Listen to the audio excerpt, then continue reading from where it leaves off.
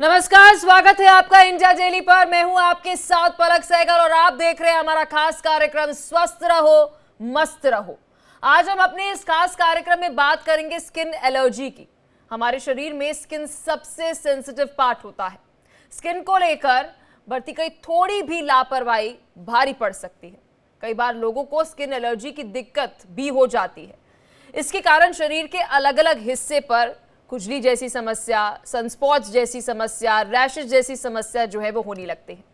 Skin पर होने वाली एलर्जी किसी भी चीज से रिलेटेड हो सकती है, यहाँ तक कि धूप से भी आपको स्किन एलर्जी हो सकती है। जैसे धूप, प्रदूषण, ज्वेलरी या फिर कॉस्मेटिक प्रोडक्ट से भी आपको स्किन एलर्जी हो सकती है। बहुत ही वास्ट टॉपिक है। आसान भाषा में कहें तो स्किन एलर्जी तब होती है जब हमारी इम्यूनिटी किसी बाहरी चीज के खिलाफ रिएक्ट करती है। इम्यून सिस्टम के ओवर रिएक्ट करने पर स्किन की एलर्जी आपको हो जाती है। स्किन पर होने वाली एलर्जी कई रूप में भी देखी जा सकती है। कुछ ऐसे भी लोग होते हैं जिनको पसीने से भी स्किन एलर्जी हो जाती है। जैसे स्किन पर खुजली हो रही है, मुहासे हो रहे हैं, चकत्ते पड़ जाना, स्किन लाल हो जाना, फोड़े फुंसी हो जाना, उनमें से पस पड़ जाना या खून आ जाना। और अगर समय पर इसका इलाज नहीं होता तो स्किन एलर्जी की सबसे बड़ी बात यह है कि और ज्यादा फैलती है। एलर्जी कैंसर का भी कभी कभी रूप ले सकती है। जरूरी नहीं है कि हमेशा लेगी, लेकिन ऐसा हो सकता है अगर आप इग्नोर कर रहे हैं, इसका कोई चेकअप नहीं करा रहे हैं, टेस्ट नहीं करा रहे हैं, तो एलर्जी कैंसर में भी तब्दील हो सकती है। आज इसी टॉपिक पर विस्तार से चर्चा करेंगे। हमारे साथ एक्सपर्ट्स का पैनल मौजूद रहेगा, लेकिन सबसे महत्वपूर्ण बात, आप भी हमें स्क्रीन पर चल रहे नंबर्स पर कॉल कर सकते हैं। कॉल लगाकर आप स्किन एलर्जी से जुड़े सवाल जो है वो एक्सपर्ट से पूछ सकते हैं। तो चलिए, आपको जितने भी डॉक्टर्स का पैनल हमारे साथ जुड़ा है उनका परिचय करा देते हैं और फिर सवाल भी शुरू करते हैं। डॉक्टर दिनेश तिवारी हमारे साथ MBBS MD डर्मेटोलॉजिस्ट जुड़ चुके हैं। डॉक्टर मान सिंह कंसल्टेंट पब्लिक हेल्थ हमारे साथ जुड़ चुके हैं। आप दोनों का बहुत बहुत शुक्रिया हमारे साथ जुड़ने के लिए। डॉक्टर मान सिंह, सबसे पहले मैं आपके पास आऊंगी। स्किन एलर्जी को अगर हम डिफाइन करें तो बहुत वास्ट है ये, क्योंकि किसी से भी आपको स्किन एलर्जी जो है वो हो सकती है, लेकिन इसका मुख्य कारण क्या होता है? स्किन एलर्जी हो कैसे जाती है? मैम, स्किन एलर्जी जो है मैम, ये एक तरीके से बॉडी की स्किन का या इम्यून सिस्टम का एक तरीके से रिस्पॉन्स है किसी भी बाहरी जिसको हम एलर्जन भी बोल सकते हैं, कोई भी बाहरी सब्सटेंस के अगेंस्ट। ठीक है, तो यूजुअली जो स्किन एलर्जीज होती हैं वो जैसा मैंने आपको बताया कॉन्टैक्ट्स की वजह से होते हैं दूसरे सब्सटेंसेस के। जी। बट कॉन्टैक्ट होना जरूरी नहीं है। जैसे हीट या एक्सेसिव हीट, उसकी वजह से भी एलर्जीज हो सकती हैं। या फिर इंटरनल बॉडी की कुछ रिएक्शंस की वजह से भी एलर्जीज हो सकते हैं, या फिर हम मेडिकेशंस वगैरह जो हमारे फूड में जो सब्सटेंस जो खाते हैं उनकी वजह से भी एलर्जीज हो सकती हैं। जी मैडम। डॉक्टर दिनेश तिवारी, मैंने ऑब्जर्व करा है हाल फिलहाल में मैक्सिमम अगर लोगों की मैं बात करूं, यहाँ पे लड़का लड़की का जिक्र नहीं कर रही मैं, दोनों ही अगर मैं जेंडर की बात करूं, सन एलर्जी जो है वो बहुत कॉमन हो चुकी है। क्या सन एलर्जी जो है वो कोई ड्यूरेशन में ही होती है? क्योंकि हम कहते हैं कि सुबह जो सूर्य की किरणें होती हैं वो इतनी हार्मफुल नहीं होती है, सनरेज इतनी हार्मफुल नहीं होती है, तो ये सन की एलर्जी जो है, सनरेज से एलर्जी है, वो क्यों इतनी ज्यादा बढ़ रही है? जी मैम, सन एलर्जी जो होता है उसको हम लोग PMLE बोलते हैं, पॉलीमॉर्फिक लाइट इरप्शन। ये इसमें किसी तरीके किसी भी लोगों को हो सकती है, मेल फीमेल इसमें कोई नहीं देखा जाता है। ये जो एलर्जी होती है उसमें UVA UVB रेज होती है, उसके कारण हमारे बॉडी जो होता है रिएक्ट करता है। उसमें सनरेज जो होती है वो एक एलर्जन जैसा रूप लेती है।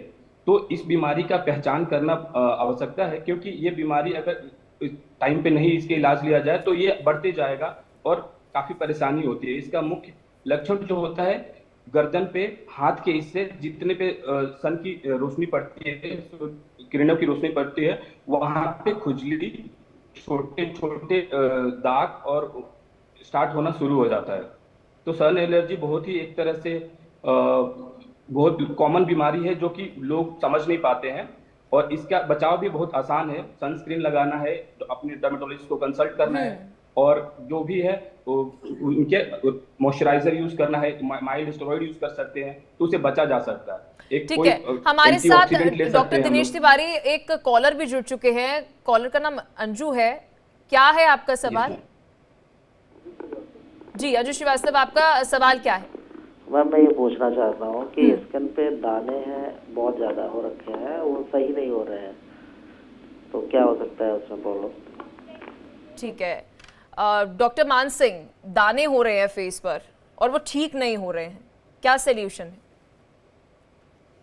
मैम हमें पहले इस चीज़ को, क्योंकि बहुत बार जो स्किन की प्रॉब्लम्स होती हैं उसको हम डेजिग्नेट कर देते हैं कि ये तो मेरे को स्किन की एलर्जी हो गई है, बट अंडरलाइंग कंडीशंस बहुत सारी हैं। जैसा आपने बताया, स्किन एक वास्ट चीज़ है, टॉपिक है। सब्जेक्ट। तो जैसे लेट्स से कि आपने दानों की बात करी, चेहरे पे दाने हो सकते हैं, तो जो सबसे मोस्ट कॉमन कॉज दानों का होता है वो आपके एक्ने वल्गेरिस होता है। तो जी। ये कोई स्किन एलर्जी नहीं है, बेसिकली स्किन का एक हल्का इन्फेक्शन है जो कि ट्रीटेबल प्रॉब्लम है, और इसको हम आसानी से ट्रीट कर सकते हैं। कई दफ़ा ऐसा भी होता है कि मिल्क प्रोडक्ट्स की वजह से भी स्किन एलर्जी जो है होती है और पिंपल्स हो जाते हैं। इस पर भी विस्तार से चर्चा करेंगे, लेकिन हमारे साथ एक कॉलर जुड़ चुके हैं, अशोक नाम है उनका। अशोक, क्या सवाल है आपका स्किन एलर्जी को लेकर? हेलो। जी जी सर, आपका सवाल। हेलो। जी, आप तक मेरी आवाज पहुंच रही है? हाँ जी आपका सवाल। मैडम, मेरे को ना सोसाइटिस है। एक बार फिर से आप अपना सवाल दोहराएंगी? मेरे को स्किन पे सोसाइटिस बीमारी का नाम है। जहाँ जोड़ होता है वहीं से खारिश होती है, मतलब दाने निकल आते हैं कभी कुछ वैसे। मेरे को इसको 8-9 साल हो गए, इलाज करती हूँ, ठीक होती है, फिर छोड़ देती हूँ, फिर हो जाती है। आप बता सकती हैं कि कहाँ कहाँ पर आपको ये एलर्जी है? मतलब जैसे हाथ का जोड़ होता है ना, ये हाथ के बाजू का वो होती है, पैरों के टांग के नीचे होती है, घुटनों में होती है, बैक पे पीछे होती है, जहाँ मतलब जोड़ होता है ना वहीं होती है। डॉक्टर दिनेश तिवारी जी, जहां तक मैं समझ पा रही हूँ कि अगर स्किन टू स्किन अगर कुछ टच हो रहा है आपस में, जहाँ जोड़ है, तो वहां पर रैशेज हो रही है, एलर्जी हो रही है, क्या सोल्यूशन है इसका? जी, वो जो उस बीमारी के बारे में जिक्र करना चाह रही हूँ, उनको उस बीमारी को सोरियासिस बोलते हैं। वो सोरियासिस कहना चाह रही हैं, और ये 15 सालों से उनका है। इस बीमारी का इलाज कराना जरूरी है, क्योंकि ये अपने से ठीक नहीं होता है। एक कोई भी स्किन एक्सपर्ट के पास इनको कराना चाहिए। ये बीमारी आगे भी रूप ले सकती है, सोरियाटिक आर्थराइटिस में कन्वर्ट हो सकती है अगर ट्रीट नहीं किया गया इसे। तो इसमें चकत्ते निकलते, चकत्तों से शुरुआत होती है, उसके ऊपर स्केलिंग होता है, और जनरली ये जॉइंट्स को इन्वॉल्व करता है। जो ये एल्बो बता रही है, नी बता रही है, वो जॉइंट्स इन्वॉल्व रहता है, और ये काफी लंबे समय तक चलता है इस बीमारी। इसमें इलाज कराना इसलिए आवश्यकता है क्योंकि ट्रीटेबल बीमारी, ट्रीटेबल डिजीज है ये भी। इसमें ज्यादा घबराने की बात नहीं होती है, लंबे समय तक चलता है। दवा प्रॉपर तरीके से लेते हैं, इसका लंबा इलाज चलेगा, 2 से 3 महीने तक इसका इलाज प्रॉपर चलता है। तो अब इनको ये पता चलना चाहिए कि किसी एक्सपर्ट को दिखाएं जो कि इस बीमारी को अच्छे ढंग से देख पाए और उस पर ट्रीट कर पाए। ठीक है, हमारे साथ डॉक्टर एक और कॉलर जुड़ चुके हैं, ब्रिज हमारे साथ जुड़ चुके हैं। अगर आप तक मेरी आवाज पहुंच रही हो, क्या सवाल है आपका? सवाल बोलूं मैं? जी जी सर, आपका सवाल।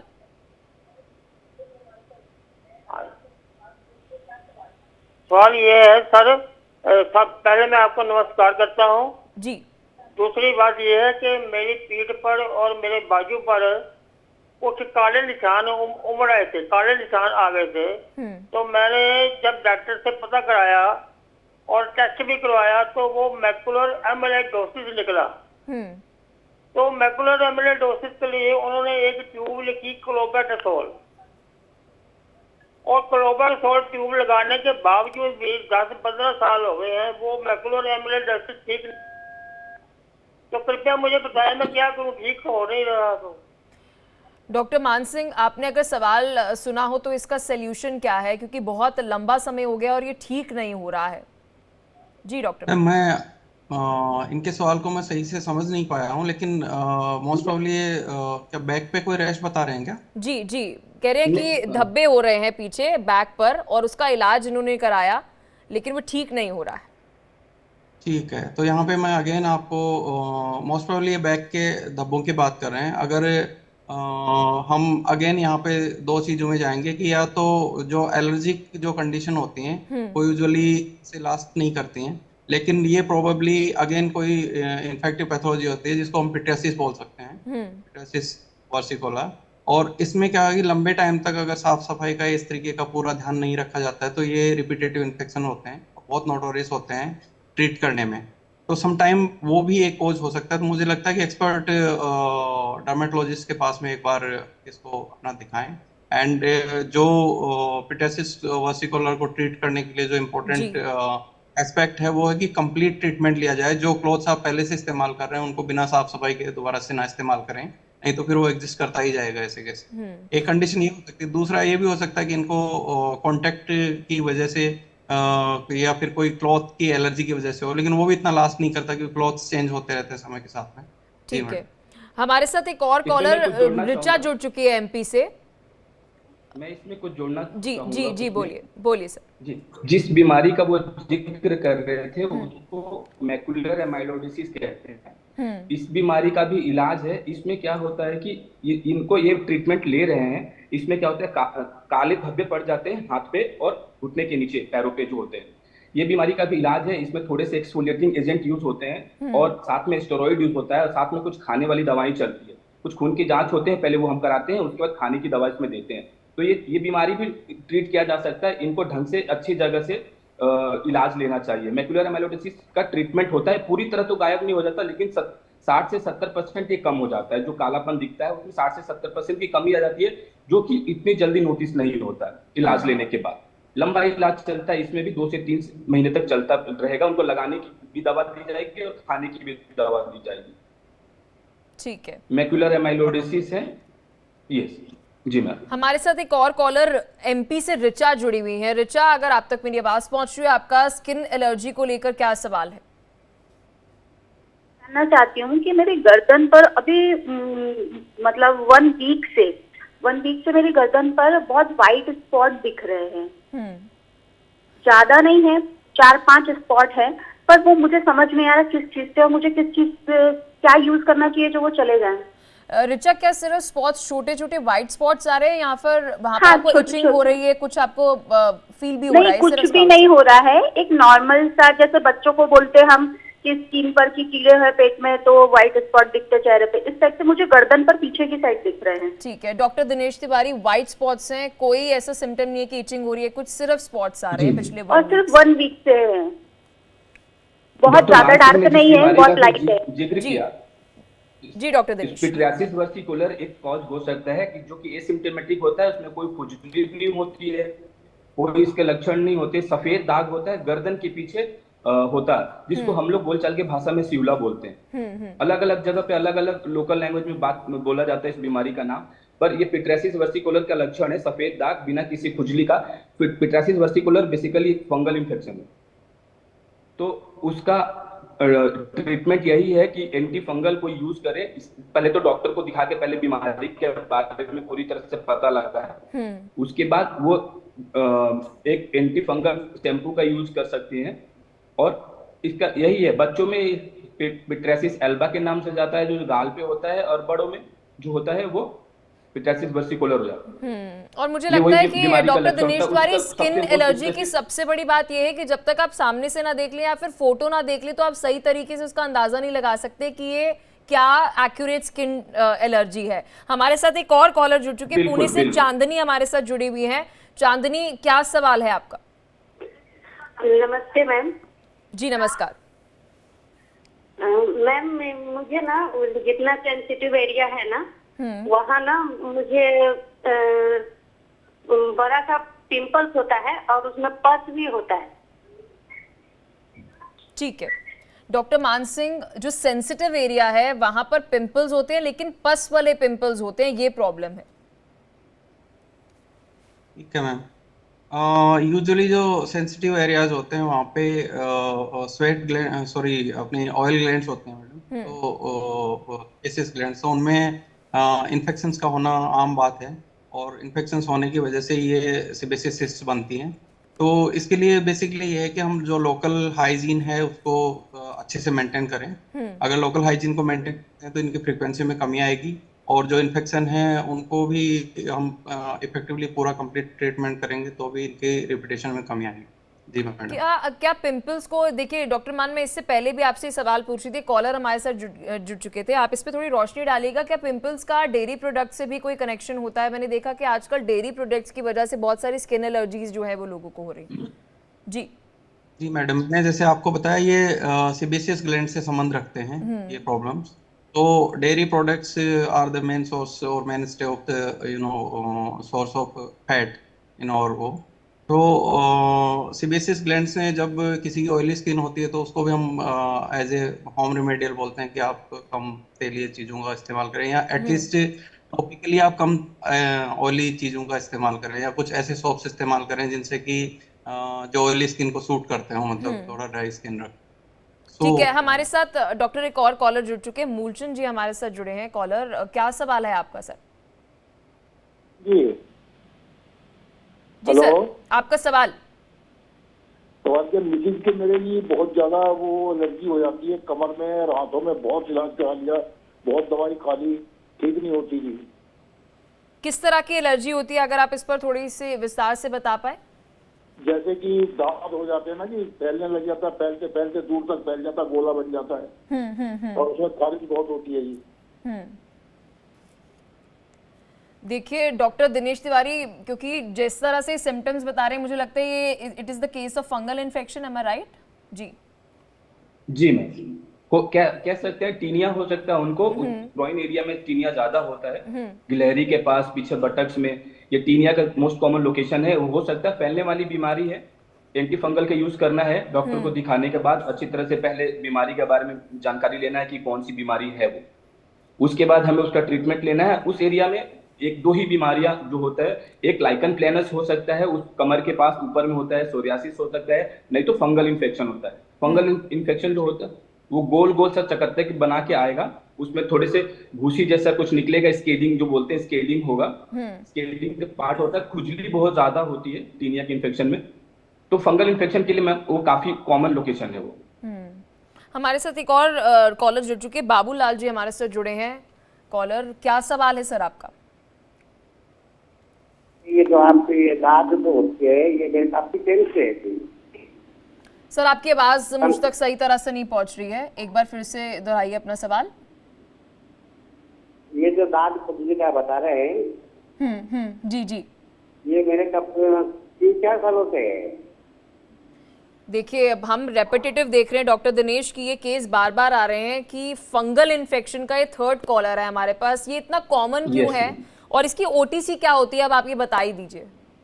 जी, मैं ये कहना चाह रहा हूँ कि फंगल इन्फेक्शन जो हो, अगर अच्छी तरह से इलाज ना, पूरी तरह से उसका इलाज नहीं लिया गया तो वो बार बार होता है। उसका थोड़ा सा भी अंश बच गया अगर शरीर में तो दोबारा से वो फंगल इन्फेक्शन हो जाएगा, और ये मतलब छूने से, एक दूसरे के साथ रहने से फैलता भी है। और हम करते क्या है कि मेडिकल स्टोर से जाके हम कोई भी किसी भी तरह से मेडिकल केमिस्ट से पूछ के हम दवा ले लेते हैं और वो लगाते हैं, जिसके चलते वो और खराब हो जाता है। इसके बहुत सारे वेटनोवेट, पैंडम, ये सारी दवाइयां हैं जो लोग फंगल इन्फेक्शन में केमिस्ट दे देते हैं पेशेंट को यूज करने के लिए। वो पहले तो हमें वो यूज नहीं करना चाहिए। दाद का ट्रीटमेंट, दाद की जो इलाज है वो बहुत ही आसान है, और ये एक डर्मेटोलॉजिस्ट के पास दिखा के बस लेना है। 1-2 खून की लीवर की जांच होगी और उसके 1.5 महीने तक, इसकी 1 से 1.5 महीने तक दवा लेनी है और दांत पूरी तरह से ठीक हो सकता है। थोड़ा हमें घर में परहेज कर सकते हैं कि हम साफ सफाई का ध्यान रखें, जो हम अपने कपड़े पहन रहे हैं उसको अच्छे से धुल के आयरन करके पहने, और अब कोई भी किसी तरह की दवा क्या मैं ये समझूं डॉक्टर दिनेश तिवारी, क्योंकि ये इतनी कॉमन है कि हमें थर्ड कॉलर जो है ये सवाल पूछ रहा है, क्या हाइजीन से डायरेक्टली कनेक्टेड है? जी बिल्कुल हाइजीन से कनेक्टेड है। एक बार फंगस अगर आपके कपड़ों में लग गया तो वहां से शरीर में लगना बहुत आसान होता है, और हमें अपने जितने भी कपड़े हैं वो बहुत अच्छी तरह से धुलने चाहिए, आयरन करने चाहिए। और एक बार आपको पता चले कि हमें बीमारी फंगल इन्फेक्शन है तो दूसरे घर वालों को हमें कोशिश करना चाहिए कि ये ना फैले, उस तरह से हमें कुछ परहेज बरतनी चाहिए। हमारे साथ एक और कॉलर निशांत जुड़ चुके हैं कासगंज से। निशांत, क्या सवाल है आपका स्किन एलर्जी को लेकर? सर गर्दन पे मस्से हो रहे हैं। कितने समय से है सर? रिगार्डिंग करीब 1 साल से हो रहे हैं। डॉक्टर मानसिंह, गले पर, गर्दन पर मस्से हो रहे हैं पिछले 1 साल से। जी डॉक्टर। जी मैडम, मैडम मस्से यूजुअली होना इतनी आम बात नहीं है, और मस्सों की जो प्रॉब्लम होती है वो यूजुअली एक इन्फेक्शन होता है, वायरल इन्फेक्शन, जिसको ह्यूमन पेपिलोमावायरस कहते हैं, उसकी वजह से यूजुअली मस्से होते हैं। लेकिन गर्दन पे होना बहुत अनयूजुअल सा फीचर है। आई वुड सजेस्ट कि एक बार वो नियर बाय अपने डॉक्टर से दिखा करके कंफर्म करें। Secondly I would like to add some points to your previous question. I think कि बहुत इंपॉर्टेंट चीज है कि आपके पास में तीसरा कॉलर है फंगल इन्फेक्शन। तो इसमें एक इम्पोर्टेंट फैक्टर ये है मैम कि जो प्रोफेशन है इंडिविजुअल का, वो भी एक इम्पोर्टेंट भूमिका निभाता है। कुछ लोग वेयर हाउसेज में वर्क करते हैं जहाँ पे कंडीशन हमेशा पसीना या कुछ इस तरीके का रहता है, या फिर लॉन्ग डिस्टेंस ड्राइवर्स होते हैं जो हमेशा उनको एक बॉडी पोर्शन पे हमेशा पसीना बना रहता है। तो ऐसे टाइप के जो प्रोफेशन है जो आपकी हाइजीन को मेंटेन करने में पहले ही आपको कर्टेल करते हैं कि हाइजीन मेंटेन नहीं करने देते हैं, और दूसरे आपको पसीने की कंडीशन में भी रखते हैं। तो जब तक आप ध्यान नहीं देंगे तब तक आपको हो सकता है कि डॉक्टर से इफेक्टिव ट्रीटमेंट लेने के बाद भी आपका ट्रीटमेंट पूरी तरीके से ना हो। जी मैडम। तो क्या इसके लिए कोई ओटीसी है? देखिए, क्योंकि आप बता रहे हैं कि बहुत कॉमन है, और हम देख रहे हैं कि अगर आपको पसीना आ रहा है और हाइजीन आप मेंटेन शायद अपने काम की वजह से नहीं मेंटेन कर पा रहे, तो इसका सोल्यूशन क्या है? ऐसे तो ये नेवर एंडिंग प्रॉब्लम है, ये और ज्यादा बढ़ता जाएगा। जी डॉक्टर मान। यस मैडम, इस मामले में I would like to tell you कि कुछ लोगों की कुछ लोग इन्फेक्शन के लिए प्रोन होते हैं, कुछ लोग इन्फेक्शन के लिए प्रोन नहीं होते हैं। अगर सेम ही डिग्री का इन्फेक्शन सबको मिले तो भी सब लोग बीमार नहीं पड़ते हैं। राइट। तो आई वुड सजेस्ट कि जिन लोगों को ये प्रोफेशन की वजह से प्रॉब्लम है, आई थिंक दे या तो अपनी जगह बदल लें प्रोफेशन की, या फिर प्रोफेशन ही चेंज कर लें, थोड़ी सुटेबल कंडीशन जो उनके लिए हो, तो that will be quite beneficial to them. And उसके अलावा भी अगर फिर भी, क्योंकि एलिमेंट्री वर्कर्स के लिए it's not easy to change the profession, so उनके लिए जरूरी है कि वो हमेशा सूखे कपड़े एटलीस्ट रखें या फ्रिक्वेंटली कपड़े चेंज करें। एंड एक और बात मैं स्पेशली इसमें ऐड करना चाहूंगा कि जो हम नहाने का साबुन इस्तेमाल करते हैं जिसमें कि पोटेशियम हाइड्रोक्साइड होता है, ये फंगस के लिए एक तरीके का फूड है। तो ऐसे लोगों को फ्रिक्वेंट साबुन का इस्तेमाल करने से भी बचना चाहिए। तो साबुन का इस्तेमाल नहीं करेंगे, लेकिन हम डॉक्टर कह रहे हैं कि आप हाइजीन मेंटेन करिए। इस पर मैं final comment doctor Dinesh ji आपसे चाहूंगी कि कैसे संभव है कि आपको हाइजीन मेंटेन करने के लिए कहा जा रहा है और फिर आप साबुन का इस्तेमाल नहीं कर रहे? जी मैं इसमें जोड़ना चाहूंगा कि आप पूरी तरह से, ये बहुत ही सिंपल और एकदम बेसिक बीमारी है, बहुत ही कॉमन है, सब बहुत। तो इसका एक प्रॉपर ट्रीटमेंट, एक कोर्स होता है, कोर्स ऑफ मेडिकेशन जो होता है, ये 1.5 महीने का होता है, ये साथ में लेना चाहिए। डॉक्टर मान सिंह ने सही कहा कि साबुन आप अपना अलग एक इस्तेमाल कर सकते हैं, पूरे परिवार से अपनी एक साबुन अलग रख सकते हैं ताकि फैलने का डर ना रहे। तो ये बीमारी का इलाज है, इसमें 1.5 से 2 महीने तक ठीक है। चलिए, बहुत बहुत शुक्रिया।